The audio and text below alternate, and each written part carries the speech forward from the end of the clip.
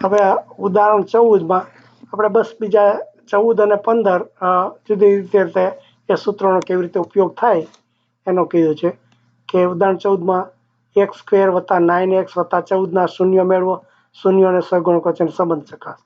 એટલે જો આમાં હવે શૂન્યોની કિંમત મેળવવાની છે. એટલે આપણે આમ તો સીધું આ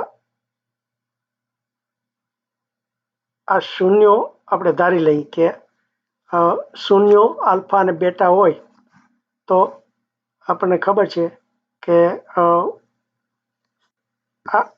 આ શૂન્યોનો જો સરવાળો કરીએ આપણે તો એ -b/a થાય અને એનો ગુણાકાર કરીએ તો એનો આલ્ફા બેટના ગુણાકાર કરીએ તો એના બરાબર c/a થાય.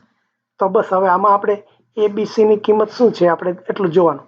તો એની આ x આપણે એમ છે કે x સ્ક્વેર વત્તા 9x વત્તા 14 છે. તો હવે આ x ની આગળ સહગુણક એકડો છે એટલે એની કિંમત 1 થાય.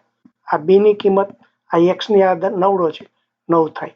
c ની કિંમત 14 થાય. એટલે બસ હવે જો આપણે આને આ abc ની આપણે ખબર છે એના ઉપરથી આપણે જો મેળવવું હોય કે આલ્ફા પ્લસ બેટા કરવું હોય તો -b ની કિંમત કેટલી છે 9 છે અને એની કિંમત કેટલી છે 1 છે.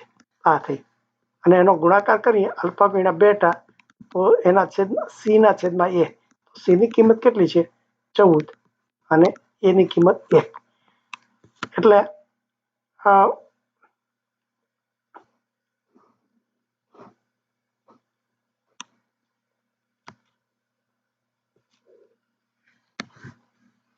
જો કે એને બધું અવયવો પાડીને કરે છે એટલે ખરેખર સૂત્રનો ઉપયોગ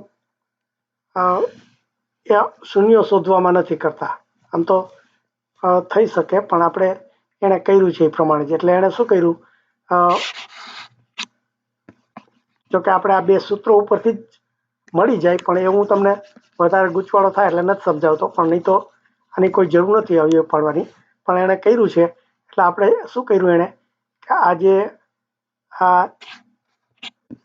આ જે સૂત્ર હતું એને અવયવ પાડવા માટે આ જે વચ્ચેનો ભાગ હતો એના બે ભાગ કરી નાખ્યા કે આ 9x છે એના બે ભાગ કર્યા કે x સ્ક્વેર વત્તા 9x વત્તા 14 હતા. તો આને હું જો ભાગ કરું x સ્ક્વેર એના 7x અને વત્તા 2x એવા બે ભાગ કરું ને આ વત્તા 14 રાખું તો આપણે પહેલા જેમ શીખ્યા હતા આ બેની જોડી કરશો તેમાંથી સામાન્ય નીકળશે. x સ્ક્વેર ને 7x છે એમાંથી આપણે હું એક સામાન્ય કાઢી લઉં તો અહીંયા x વત્તા 7 વધે. એવી રીતે અહીંયા આ બે સામાન્ય કાઢી લઉં તો એમાં પછી આ x વત્તા 7 વધ્યા, બરોબર ને. પછી આ બેમાં પાછા x વત્તા 7 સામાન્ય નીકળી જાય, x વત્તા 7 તો આ બીજામાં આ x વત્તા 2 રહે. એટલે જો આ એના અવયવો પડ્યા.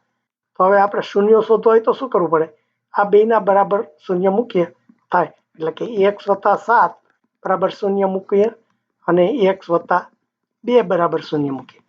હવે x વત્તા 7 બરાબર શૂન્ય મૂકીએ, x વત્તા 7 બરાબર શૂન્ય હોય તો x ની કિંમત શોધવી હોય તો પેલી બાજુ 7 ને લઈ જઈએ તો x બરાબર -7 થાય. પછી આ x વત્તા 2 છે એને મારે શોધવો હોય તો 2 ને પેલી બાજુ લઈએ તો x બરાબર -2 થાય. એટલે આ x ની આવી રીતે બે કિંમતો આવી, આ -7 અને -2 એ એના રૂટ થયા. આ આલ્ફા અને -7 કયો અને આ બેટા છે એને -2 કયો. બસ પછી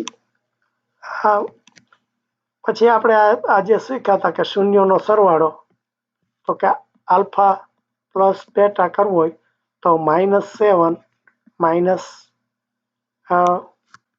-2 બરાબર -9 અને છેદમાં 1 કર્યો. એટલે આણે ઊંધી રીતે કર્યું છે પણ આપણે સીધું જ કરી શકીએ કે -b/a કરીએ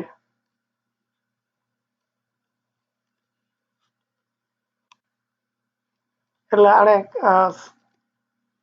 એટલે